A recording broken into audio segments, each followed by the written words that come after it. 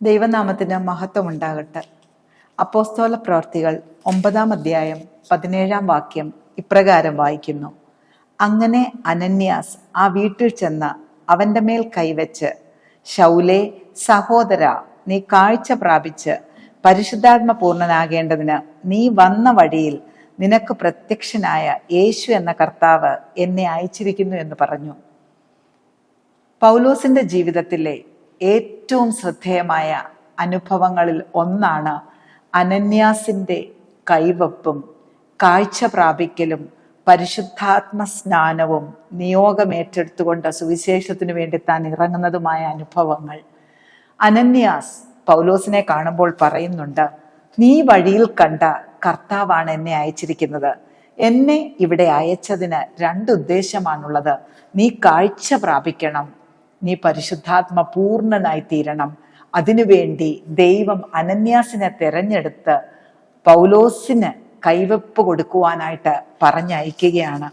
അപ്രകാരം ചെന്ന അനന്യാസ് ശൗലിന്റെ തലയിൽ കൈവയ്ക്കുമ്പോൾ ശൗല് പരിശുദ്ധാത്മ സ്നാനം പ്രാപിക്കുകയും തൻ്റെ നഷ്ടപ്പെട്ട കാഴ്ച വീണ്ടെടുക്കുകയും ചെയ്യുന്നു.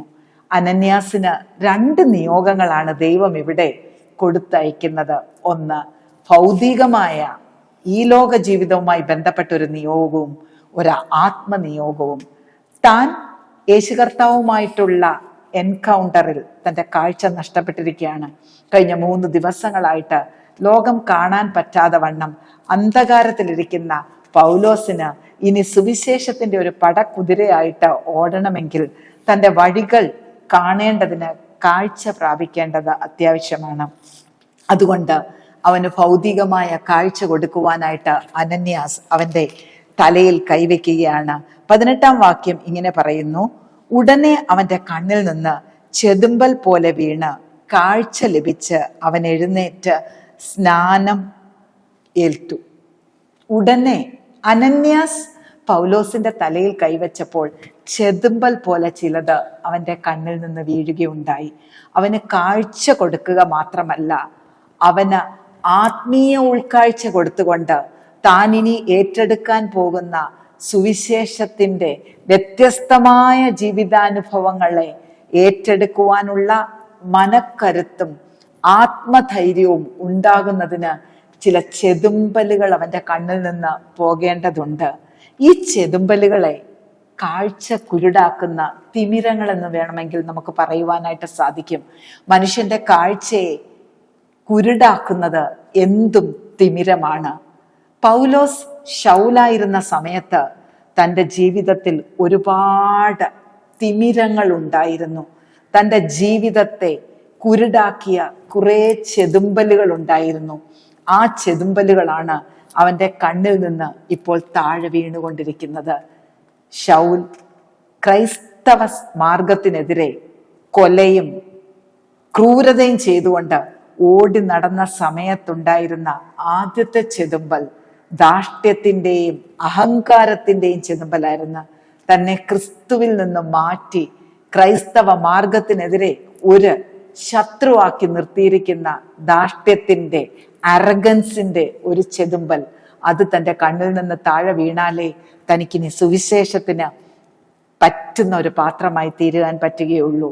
തൻ്റെ ആ സമയത്ത് കുതിരപ്പുറത്ത് ഒരു പടനായകനെ പോലെ ഓടുമ്പോൾ തൻ്റെ കയ്യിൽ ഒരു അധികാരപത്രമുണ്ടായിരുന്നു. അങ്ങനെയെങ്കിൽ പൗലോസിന്റെ ആത്മീയ ജീവിതത്തെ, ഉൾക്കാഴ്ചയെ കുരുടാക്കിയ മറ്റൊരു ചെതുമ്പൽ അഥവാ തിമിരമത്രേ അധികാരഭ്രാന്ത്. തനിക്കുണ്ടായിരുന്ന അധികാരമാണ് അവനിപ്പോൾ ദുർവിനിയോഗം ചെയ്തത്. ക്രൈസ്തവ മാർഗക്കാരെ തെരഞ്ഞു പിടിച്ച് കൊല്ലുകയും ഉപദ്രവിക്കുകയും ചെയ്യുവാനായിട്ട് ഒരു അധികാരപത്രം താൻ ഇതിനോടകം നേടിയെടുത്തിരുന്നു. കുതിരപ്പുറത്ത് ശക്തിയോടെ താൻ ഓടിച്ചു പോകുമ്പോൾ നിനയാത്ത നേരത്ത് ദൈവിക പദ്ധതി പ്രകാരം താൻ കുതിരപ്പുറത്തുനിന്ന് താഴെ വീഴുമ്പോൾ ഈ അധികാരപത്രം പറന്നു പോവുകയാണ്. കണ്ണിനെ കുരുടാക്കുന്ന അധികാരം മറ്റൊരു ചെതുമ്പലാണ്. അവന് ഒരുപാട് വലിയ ആൾക്കാരുമായിട്ടുള്ള കൂട്ടുകെട്ടുണ്ടായിരുന്നു. ആ യഹൂദ പ്രമാണിമാരുമായിട്ടുള്ള കൂട്ടുകെട്ട്, അവരുമായിട്ടുള്ള ടൈഅപ്പ്, അവരുമായിട്ടുള്ള സഹവാസം, ഇതൊക്കെ തൻ്റെ ജീവിതത്തിൻ്റെ തിമിരങ്ങളായി നിൽക്കുകയാണ്.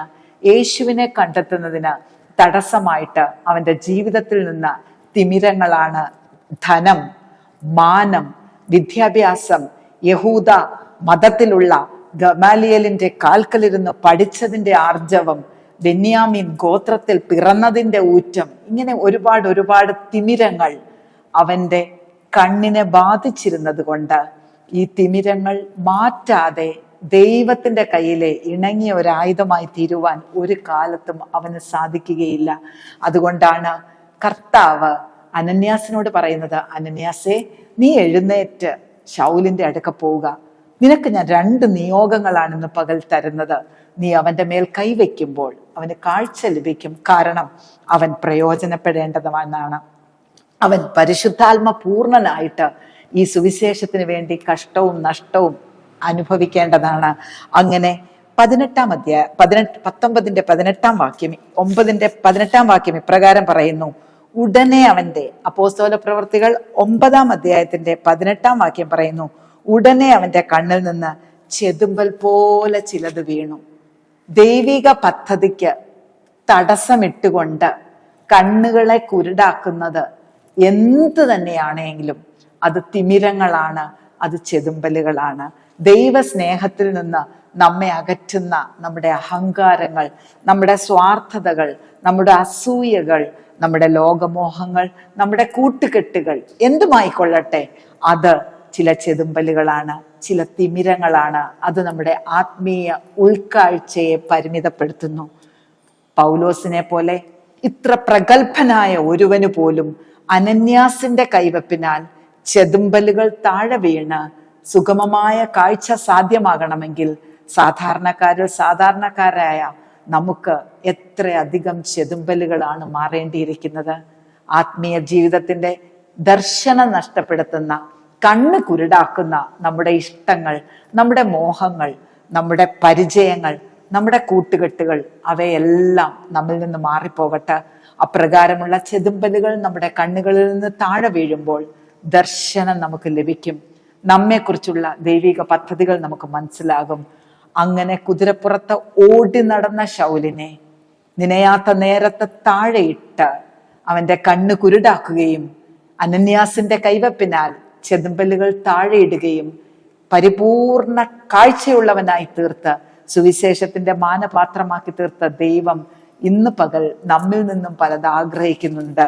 ദൈവത്തോട് കൂടുതൽ അടുക്കുന്നതിന് തടസ്സമായി നമ്മിൽ നിൽക്കുന്ന തിമിരങ്ങൾ എന്ത് തന്നെയാണെങ്കിലും അതിനെ നമുക്ക് ദൈവസന്നിധിയിൽ കൊണ്ട് കർത്താവിന്റെ കാൽവറി ക്രൂശിന്റെ ചുവട്ടിൽ കൊണ്ടുവച്ചുകൊണ്ട് പരിശുദ്ധാത്മാവിന്റെ അപാരമായ കഴുകലിനാൽ, യേശുവിന്റെ രക്തത്തിനാൽ നാം കഴുകപ്പെടുമ്പോൾ നമ്മുടെ ഈ തിമിരങ്ങൾ മാറട്ടെ. പലപ്പോഴും ദൈവം ആഗ്രഹിക്കുന്ന ഫലങ്ങൾ നമ്മളിൽ നിന്ന് പുറപ്പെടാതെ ഇരിക്കുന്നത് നമ്മുടെ കണ്ണിനെ കുരുടാക്കുന്ന തിമിരങ്ങളാണ്. ചെതുമ്പലുകൾ താഴെ വീഴട്ടെ, കാഴ്ച പൂർണ്ണമാകട്ടെ. നിയോഗങ്ങൾ ഏറ്റെടുത്തുകൊണ്ട് കർത്താവിന് വേണ്ടി ജീവിക്കുവാൻ ദൈവം നമ്മെ ഓരോരുത്തരെയും പരിശുദ്ധാത്മാവിൽ നിറയ്ക്കട്ടെ. ദൈവം സഹായിക്കട്ടെ.